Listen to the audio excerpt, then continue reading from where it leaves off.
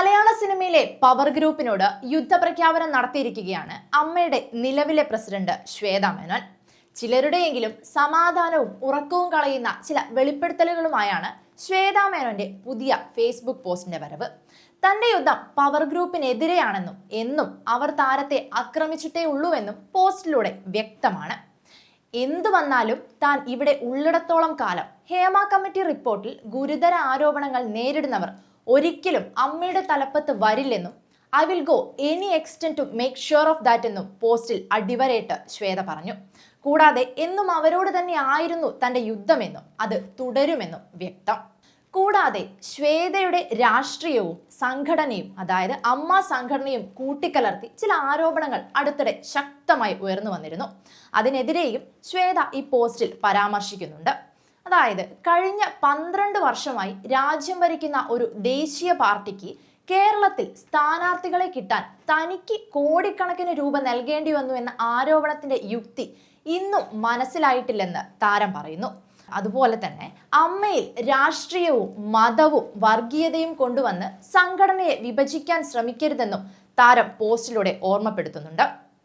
അതേസമയം സിനിമാ മേഖലയിൽ ഒരുപാട് കോളിളക്കങ്ങൾ സൃഷ്ടിച്ചൊരു റിപ്പോർട്ടായിരുന്നു ഹേമ കമ്മിറ്റി റിപ്പോർട്ട്. വലിയ പോരാട്ടങ്ങൾക്കൊടുവിൽ അത് പുറത്തുവിടുകയും ചെയ്തു. എന്നാൽ മർമ്മപ്രധാനമായ കാര്യങ്ങൾ മറച്ചു വെച്ചുകൊണ്ടാണെന്ന് മാത്രം. 11 ഖണ്ഡികകൾ, അതായത് കുറ്റാരോപിതരെ പരാമർശിക്കുന്ന ആ ഭാഗം മറച്ചു വെച്ചുകൊണ്ടാണ് റിപ്പോർട്ട് അന്ന് പുറത്തുവിട്ടത്. ഇന്ന് ശ്വേതയുടെ പോസ്റ്റിൽ പറയുന്നതനുസരിച്ച് ആ കുറ്റാരോപിതരെ അമ്മയുടെ തലപ്പത്ത് കൊണ്ടുവരില്ലെന്നാണ് താരം പറയുന്നത്. വളരെ കൃത്യമായി പറഞ്ഞാൽ ശ്വേതയ്ക്കെതിരെ പ്രവർത്തിച്ചവർ, അല്ലെങ്കിൽ ഇപ്പോഴും പ്രവർത്തിക്കുന്നവർ, അതായത് താരത്തിനെതിരെ അപവാദങ്ങൾ പ്രചരിപ്പിക്കുന്നതും കൂടാതെ ചിലരെ മുൻനിർത്തിക്കൊണ്ട് ശ്വേതയെ അപമാനിക്കുന്നതും ഹേമ കമ്മിറ്റി റിപ്പോർട്ടിൽ പരാമർശിക്കുന്ന ആ കുറ്റാരോപിതരാണെന്ന് പകൽ പോലെ വ്യക്തമാണ്. മീറ്റിംഗിൽ തന്നെ അപമാനിച്ച് പുറത്താക്കാൻ ശ്രമിച്ചെന്നും അവരോടാണ് തന്റെ യുദ്ധമെന്നും ശ്വേത ഈ ഫേസ്ബുക്ക് പോസ്റ്റിൽ പറയുന്നുണ്ട്. ഇന്നും ഇന്നലെയും തുടങ്ങിയതല്ല പവർ ഗ്രൂപ്പിനെതിരെയുള്ള ശ്വേതയുടെ ഈ യുദ്ധം. അവരുടെ ഇരകളെ ചേർത്ത് പിടിച്ചപ്പോൾ തന്റെ, അതായത് ശ്വേതയ്ക്കെതിരെ അനാവശ്യ ആരോപണങ്ങൾ അവർ ഉയർത്തി. അതുപോലെ അവരുടെ അഴിമതികൾ പുറത്തു കൊണ്ടുവന്നപ്പോൾ ശ്വേതയെ അടിച്ചമർത്താൻ ശ്രമിച്ചു. ഇങ്ങനെയൊക്കെയാണ് ആ പവർ ഗ്രൂപ്പ്, അതായത് ഹേമ കമ്മിറ്റി റിപ്പോർട്ടിലെ ആ കുറ്റാരോപിതർ ശ്വേതയോട് ചെയ്തത്. ഇതെല്ലാം വളരെ കൃത്യമായും കുറുക്കിക്കൊള്ളുന്ന രീതിയിലും ശ്വേത പോസ്റ്റിലൂടെ പരാമർശിക്കുന്നുണ്ട്.